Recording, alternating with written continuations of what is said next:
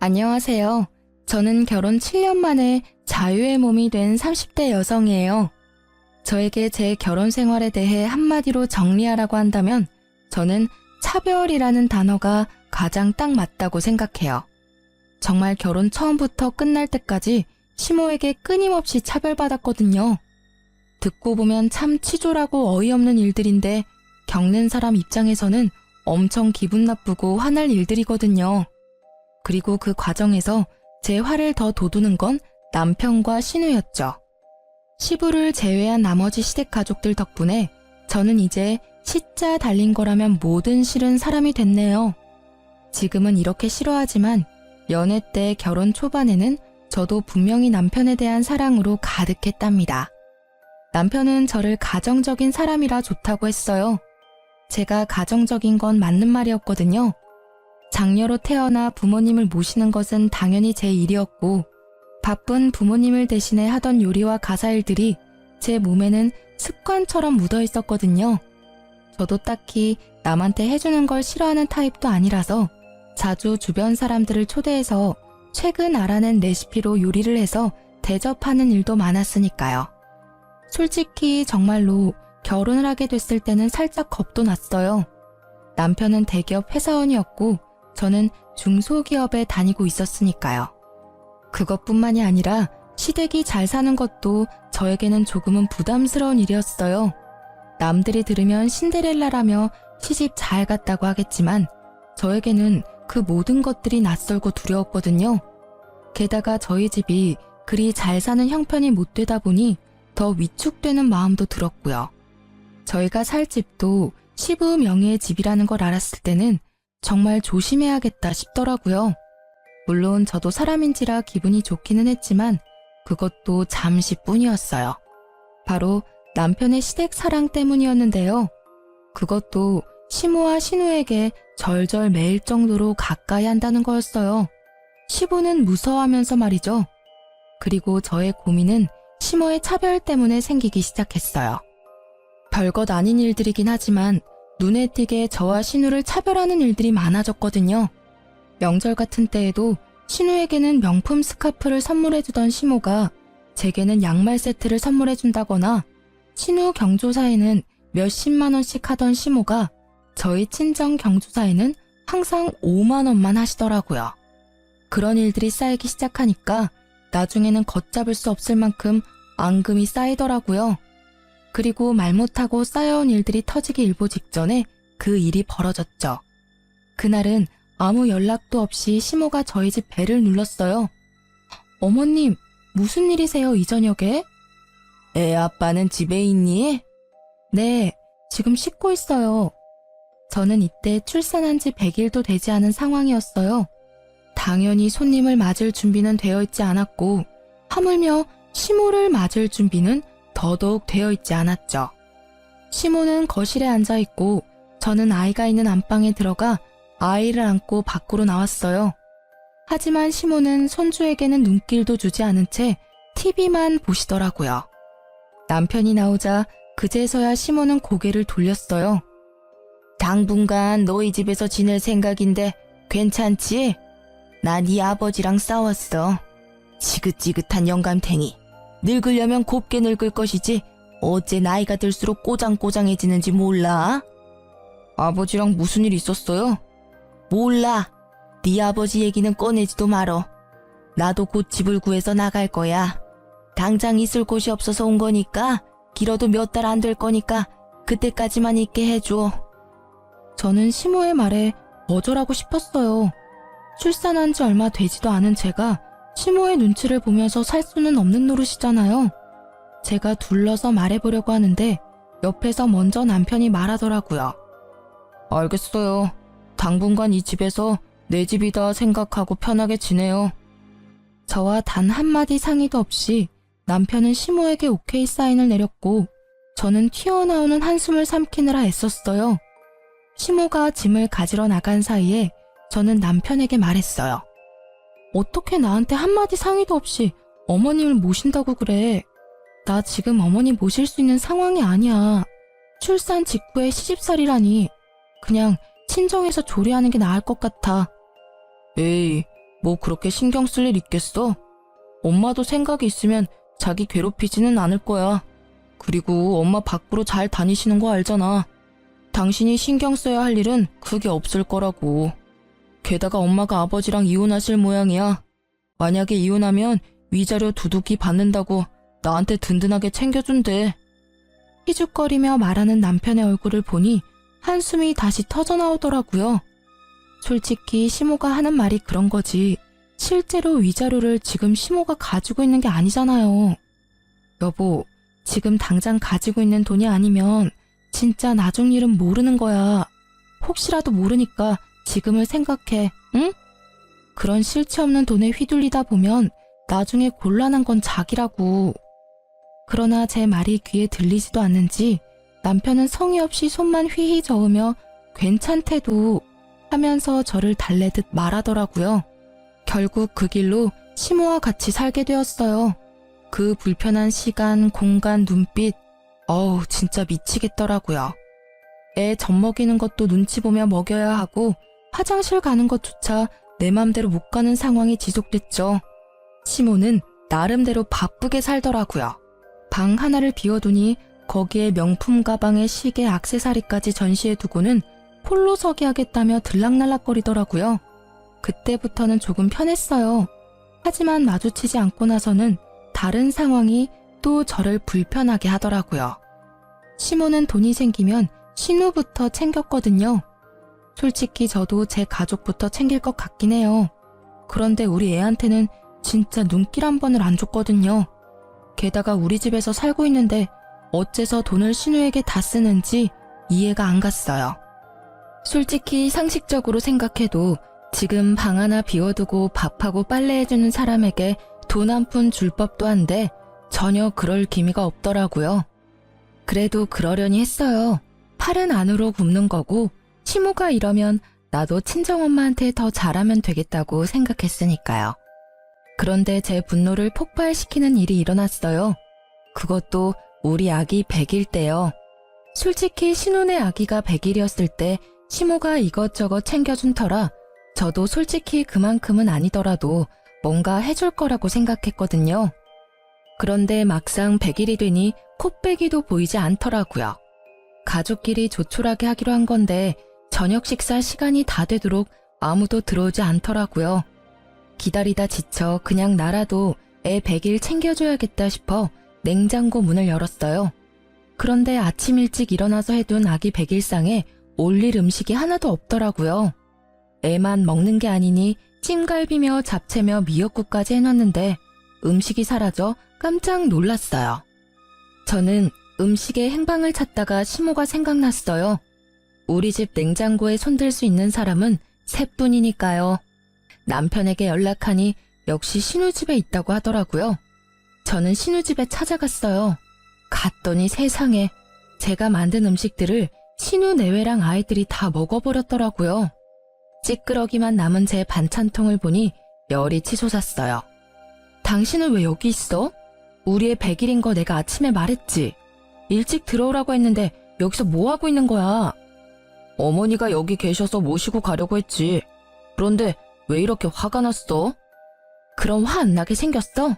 사람들은 콧배기도 안 보이지. 내가 만든 음식은 다 사라졌지.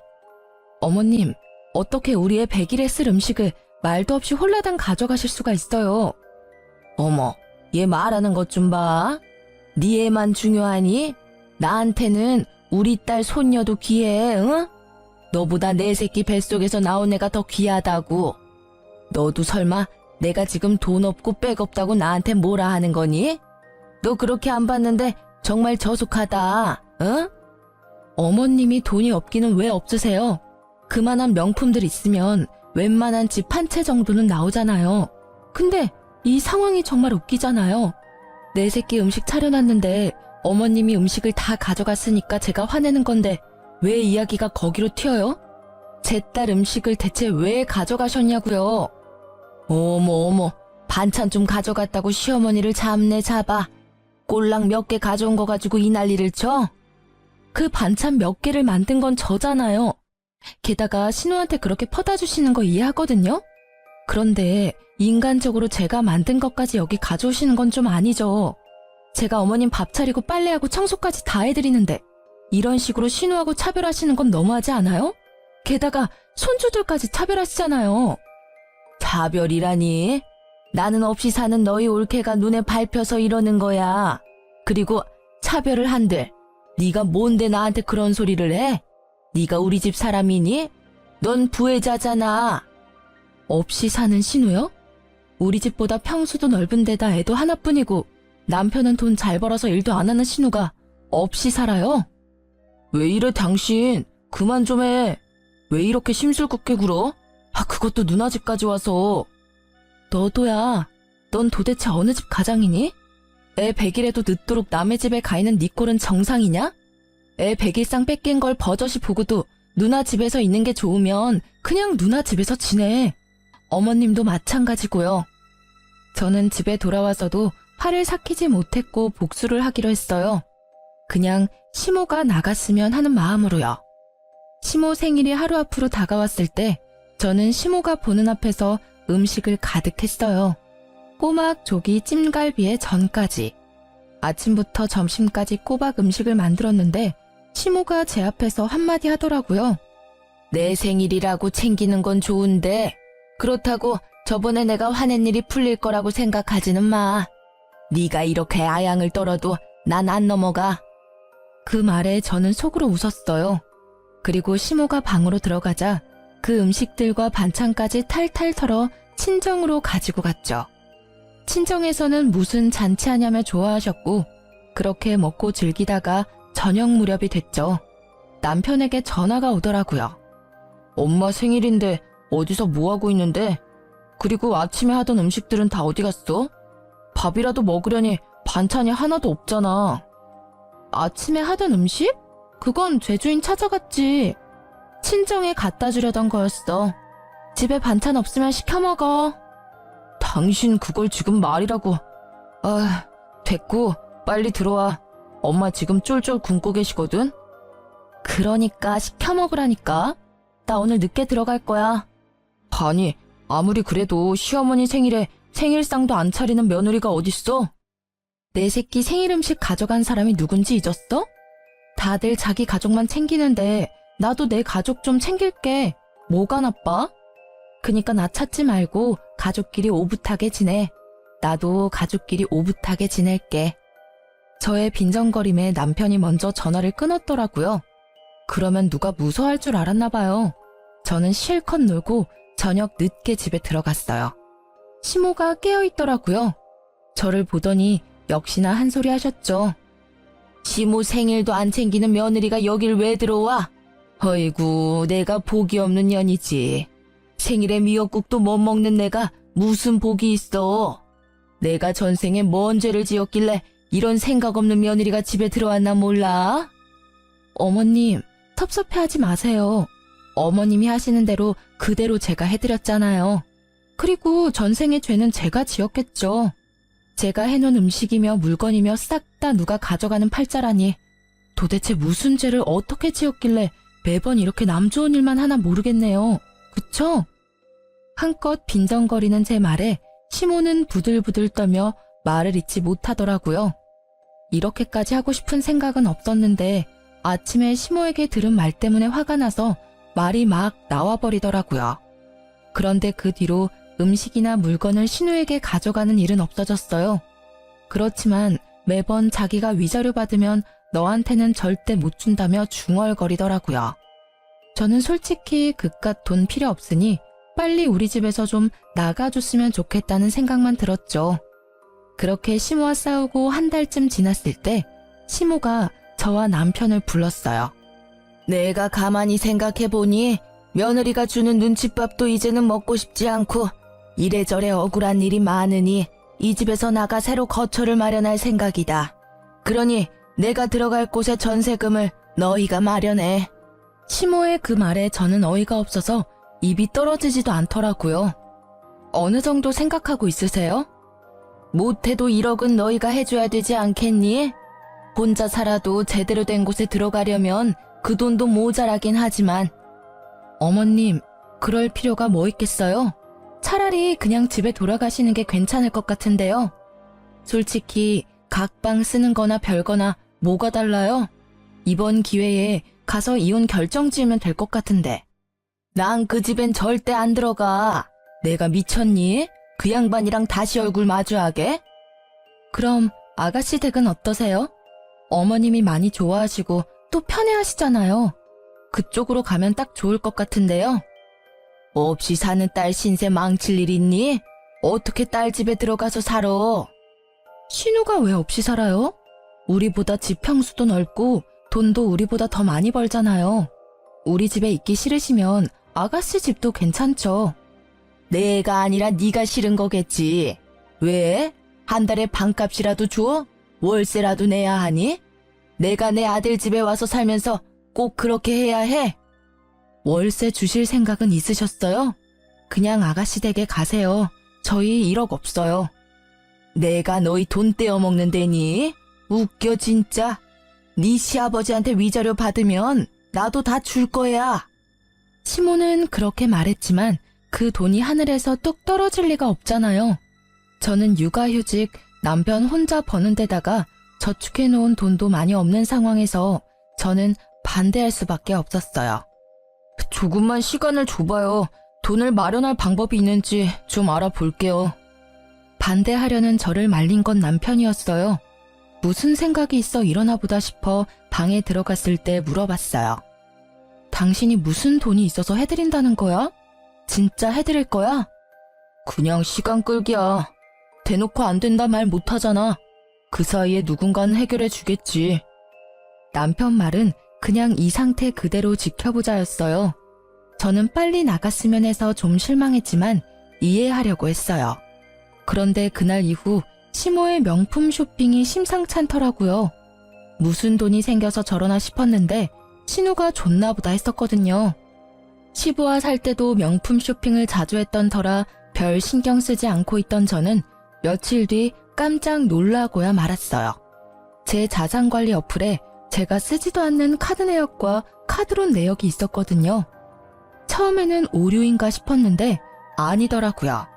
그 카드는 제가 만들어서 초창기에 조금 쓰다가 최근에는 쓰지 않고 내버려둔 카드였어요.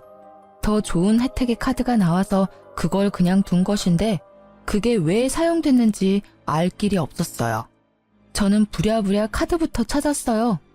그런데 본래 있어야 할 자리에 카드가 없더라고요. 혹시나 싶어 저는 카드사에 들어가 쓴 내역을 훑어봤어요. 그리고 그 카드가 시모 손에 있다는 걸 알게 됐어요. 시모가 산 가방이 카드 내역에 떡하니 찍혔더라고요. 저는 뒤통수를 한 대 맞은 기분이었어요.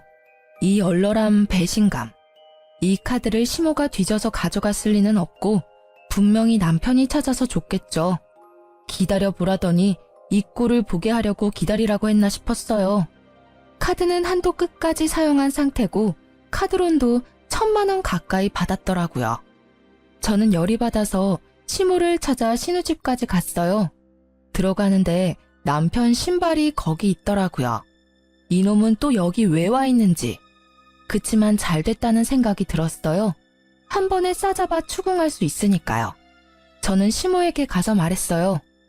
어머님, 제 카드 돌려주세요. 무슨 카드? 난 몰라. 네 카드를 왜 내가 가지고 있어? 그래요? 알겠어요. 저는 시모의 말에 당장 폰을 들어 어디론가 전화를 걸었어요. 네, 안녕하세요. 카드 정지하려고 하는데요. 네, 모르는 사람이 카드를 쓰고 있어요. 도둑 맞았나 봐요. 제가 내용을 다 말하기도 전에 시모가 제 전화를 획 뺐더라고요. 왜 네 맘대로 카드를 정지해? 어머님은 모르신다면서요. 그리고 제 카드 제가 왜 정지를 못 시켜요? 어머님이 가져가신 게 맞잖아요. 이번에 나온 카드비 어떻게 정산하실 거예요? 제 말에 시모는 남편을 쳐다보더라고요. 저는 옳다구나 싶었어요. 넌 왜 내 카드 훔쳐서 어머님한테 드렸어? 도둑이니?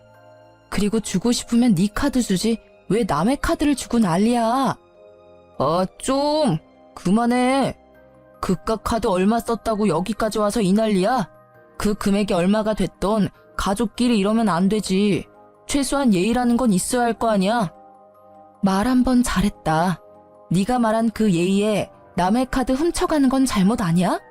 이 집구석에서 내가 차별받은 게 한두 번이 아니었는데 이건 상황이 다르잖아. 그 카드값 못 갚으면 내가 어떻게 되는지는 알아? 신용도 팍팍 떨어져서 신용불량자 되면 네가 책임질 거야? 내주면 되잖아. 얼만데? 1,400이다 이놈아. 카드값이 400에 카드론이 1,000이야. 제 말에 남편이 깜짝 놀라 시모를 쳐다보더라고요. 위자료 나오면 다 갚아줄게. 그동안만 좀 어떻게 해줘, 응? 위자료 받으면 그 정도는 푼돈이야. 지금 그 푼돈이 없잖아요. 그 위자료는 대체 언제 받으시는 건데요? 아니, 아버님이랑 이혼하실 마음은 있으세요? 실체도 없는 돈을 믿고 이렇게 큰 돈을 쓰시면 그걸 갚아야 하는 사람은 어떻게 되는데요? 지금 당장 메워야 하는데. 옳게, 너무한 거 아니야? 엄마가 어련히 알아서 쓸 때 썼겠지. 쓸 데 없는데 돈 쓰고 막 그럴 리 없잖아. 시어머니한테 그 정도도 못 해주는 거야?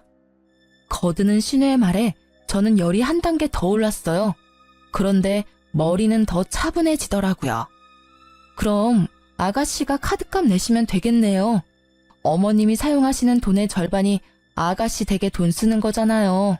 그러니까 아가씨한테 받을게요. 그럼 될까요? 아니, 왜 그걸 나한테 받아? 올케 진짜 상식 없는 사람이네. 이보세요. 그거 난 한 푼도 쓴 적 없거든? 그러니까요. 그렇게 어머님 편 들고 싶으시면 아가씨 돈으로 카드값을 갚고 하시라는 말이에요. 솔직히 어머님 위하신다면 그 정도 가능하잖아요. 이거 봐요. 아무도 이 카드비 안 내준다고 하잖아요. 몰래 카드 가져가 놓고 카드비는 저한테 다 맡길 생각이었던 거잖아요. 그 말에 아무도 대답을 못 하더라고요. 저는 진짜 화가 너무 났어요. 카드를 준 남편도, 카드를 쓴 시모도, 카드로 혜택을 본 신우도. 저는 좋은 생각이 났어요. 이때쯤에는 2판 4판이고 이혼을 생각하고 있었기에 그냥 막 나가기로 했거든요. 어차피 긁은 사람은 어머님이시니까 어머님이 카드값 갚도록 할게요. 그 말에 시모가 멀뚱멀뚱 쳐다만 보더라고요. 제가 하는 말을 못 알아들으시더라고요. 아니, 자기는 낼 생각이 없는데 지가 저런들 무슨 상관이야? 이런 표정이었죠. 저는 그런 시모의 표정을 뒤로하고 남편에게 말했어요. 곧 이혼 서류 갈 거니까 알아서 해. 남편이 뒤에서 소리쳤지만 저는 무시하고 집으로 돌아왔어요. 집에 돌아와서 제가 한 첫 번째 일은 시모 방에 있는 명품 액세서리와 시계, 가방을 싸그리 담는 거였어요.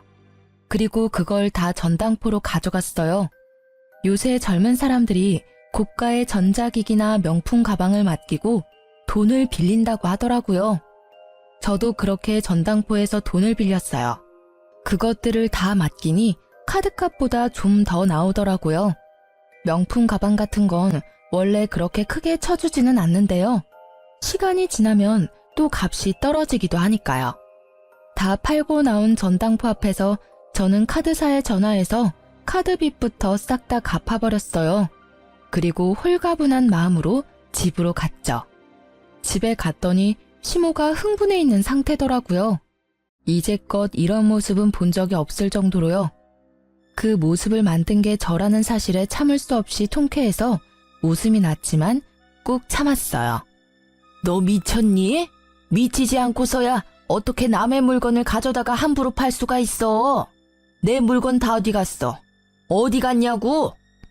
걱정 마세요. 그 물건들 다 전당포에 맡겼어요. 그리고 받은 돈으로 카드값 다 갚았고요. 1,400만 원 들고 가시면 그대로 찾을 수 있을 거예요. 다행이죠? 최소한 다시 되돌려 받을 수는 있으실 테니까요. 뭐? 이 피도 눈물도 없는 년, 어떻게 그걸 다 가져가서 맡길 수가 있어? 내 물건을 마음대로 가져갈 권리가 너한테 있어?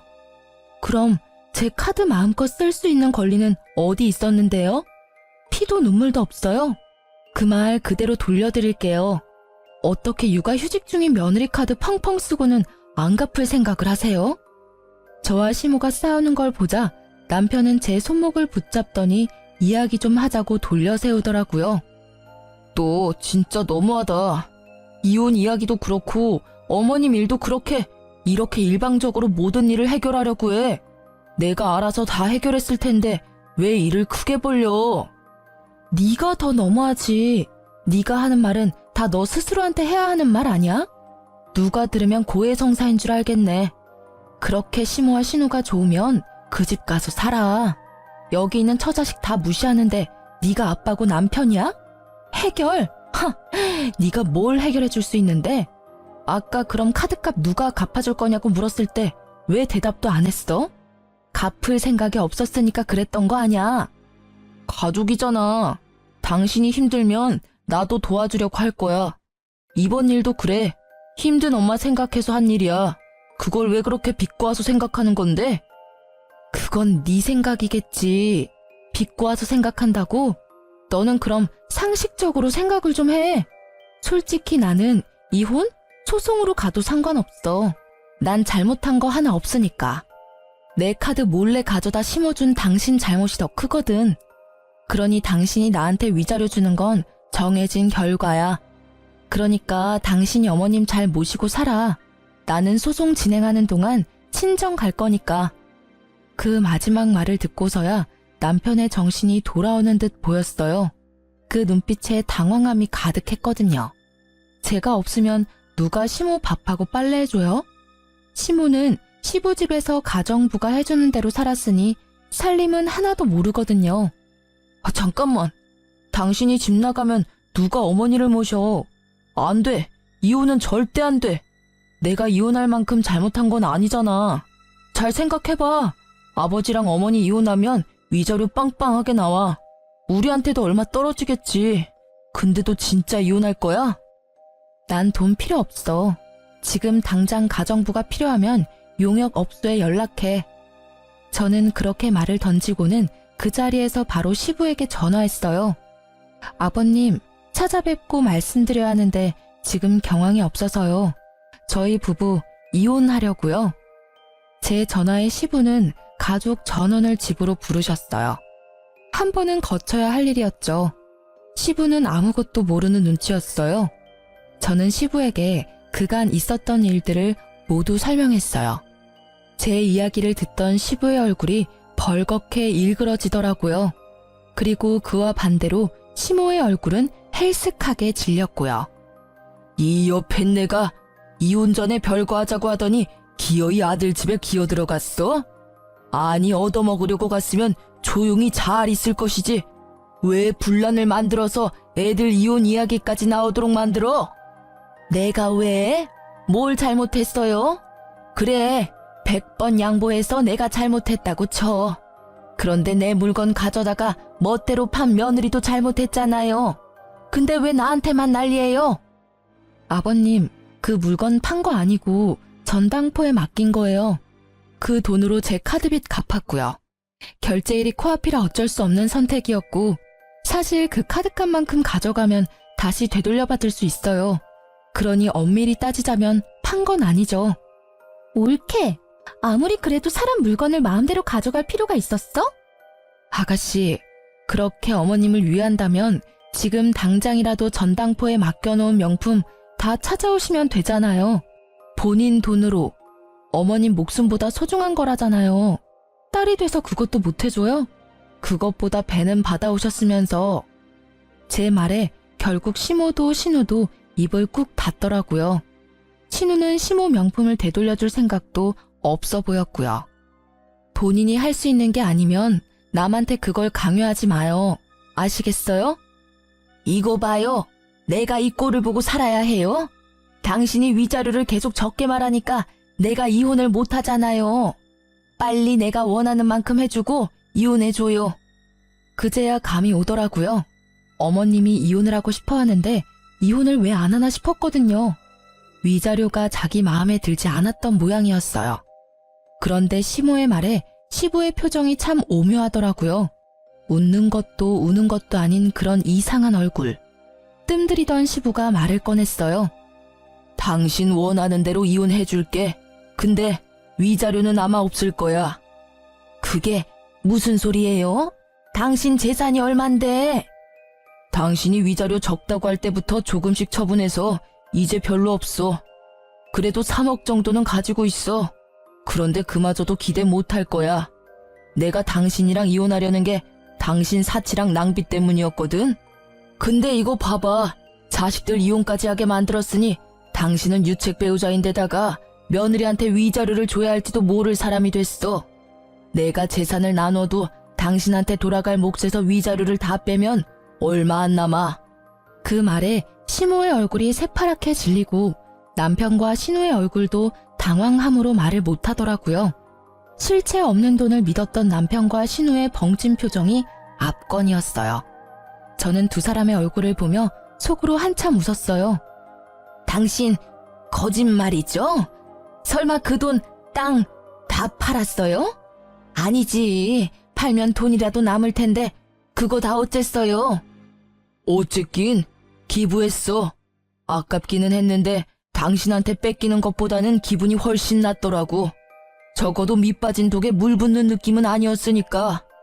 그게 말이 돼요? 진짜 내 돈, 내 위자료 어디 갔냐고요? 당신 나 속일 생각하지 말아요. 뭐? 나한테 돈 맡겨놨어? 왜 맨날 내 얼굴만 보면 돈 타령이야? 내가 번 돈 집에서 펑펑 쓰기만 하고 한 푼 모아놓은 것도 없는 주제에 어디서 돈돈거려? 나도 위자료는 받아야죠. 어떻게 이렇게 사람 뒤통수를 칠 수가 있어? 싸우는 시부모를 보며 저는 제가 있을 곳이 아니라는 생각에 집에 가려고 현관으로 나왔어요. 그런데 그때 남편과 신우가 제 뒤를 쫓아와 구두를 신으려고 하더라고요. 딱 보니 시모 버리고 도망가려는 꼴이더라고요. 그렇게 가족사랑 어쩌고 하더니 어머님 돈 못 받을 것 같으니까 도망치는 거야? 진짜 뻔뻔들하다. 마지막 정도 뚝 떼줘서 너무 고마워. 당신 하는 거 보니 나 늙어서 쓸모없어지면 어떻게 행동할지 딱 보여. 이혼하는데 망설임까지 가져가줘서 고마워. 빈정거리는 제 말에 남편은 얼굴만 벌겋게 된 채 말도 못했고 신우는 모르는 척 하더라고요. 나중에 들으니 시모는 결국 빈털터리로 내쫓기게 됐고 전 남편은 집을 시부에게 반납하고 시부 집에 들어가 살게 됐다고 하더라고요. 이후 저는 합의로 이혼을 잘 마무리하게 됐어요. 소송으로 갈 줄 알았는데 합의가 된 이유는 시부 덕분이었어요. 남들 눈을 많이 신경 쓰시는 분이었거든요. 저는 그 이후로 시자가 달린 건 진절머리가 나서 가까이 하고 싶지도 않더라고요. 그래서 연애도 하지 못하고 있는 중이죠. 시부에게 받은 돈과 위자료로 받은 돈을 합치면 지방에 방 하나 전세받을 정도는 돼서 지방 내려가려다가 아픈 친정아버지 때문에 친정에서 지내기로 했어요. 손주가 있으니 집안 분위기는 더 좋아졌죠. 이혼한 지 3년이 지났을까요? 그해 가을 추석을 앞두고 친정아버지의 지병 때문에 아버지를 모시고 병원을 방문하게 됐어요. 그리고 그곳에서 전 시모와 전 남편, 전 신우와 마주쳤어요. 상대방은 우리가 온 건지도 모르고 싸움에 한창이더라고요. 듣고 싶지는 않았으나 들려오는 대화를 유추해보니 전 시모가 위암에 걸려 입원해야 하는데 둘 다 자기가 못 모신다며 서로 떠넘기고 있었어요. 신우는 자기 혼자 사는 집이 아니라 돌볼 수 없다고 하고 전 남편은 시부가 싫어해서 모실 수 없다고 하더라고요. 그 사이에 끼인 시모의 표정이 피곤과 절망으로 절어있는 게 한눈에 보이더라고요. 그걸 보지 못한 채 두 남매는 싸우기에 급급했어요. 아니, 누나가 더 많이 받았잖아. 나는 엄마 때문에 이혼까지 했다고. 그것만 아니었으면 봐줄 사람도 있었겠지. 내가 뭘 더 받아? 얘 웃기는 소리 하고 있네? 게다가 이혼한 건 네 잘못이지 왜 남한테 뒤집어 씌워? 결혼 전에는 나보다 네가 더 많이 엄마한테 받지 않았어? 내가 월세 내잖아. 매달 내는 것도 얼마나 많은지 알아? 얼마 안 되는 월세 내주면서 나한테 생색내는 거야? 그럼 월세 앞으로 내가 낼 테니 네가 엄마 돌보면 되겠네. 전 시모는 두 사람을 피해 조용히 대기석으로 와서 앉더라고요. 바로 저희 옆자리였는데 저희는 신경을 쓰지도 못하더라고요. 그때 친정아버지가 한 말씀 하셨어요. 너 이혼한 거 참말로 잘한 짓이다. 저런 집구석에 있었으면 저 시모 간병은 너 혼자 다 했을 팔자 아니냐. 그랬을지도 모르죠. 근데 지금은 저 집 식구 아니잖아요. 그제서야 시모는 저희를 눈치챈 듯 하더라고요. 순간 깜짝 놀라던 얼굴이 곧 팔짱을 낀 아버지와 저를 보더니 부러움으로 물들어가는 게 보였어요.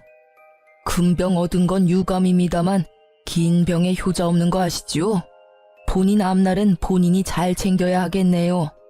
친정 아버지의 말에 전 시모가 눈시울을 붉게 적시며 말하더라고요. 그러게나 말이에요. 내가 무슨 짓을 했는지. 며느라가 내가 참 잘못했어. 내 배 아파 낳은 자식들이 아픈 엄마 안 돌보려고 싸우는 걸 보니 이 세상 헛살았다는 생각밖에 들지 않아. 네가 있었으면 이런 비참한 꼴도 당하지 않았을 텐데. 누구든 그 집에 며느리가 있으면 며느리만 죽어났겠죠. 그렇게 애지중지 자식들만 챙기면 뭐해요? 인간들이 돈 없는 엄마는 이제 엄마로도 안 보는데. 마음을 좀 더 곱게 쓰셨으면, 애초에 며느리 차별을 안 했으면 낙동강 오리알 신세는 면했을지도 모르죠. 그래, 다 내 잘못이고 다 미안해. 너 우리 아들이랑 다시 결혼해서 날 돌봐줄 수 없겠니? 이러다 진짜 요양병원에 죽을 때까지 갇혀 지낼지도 몰라.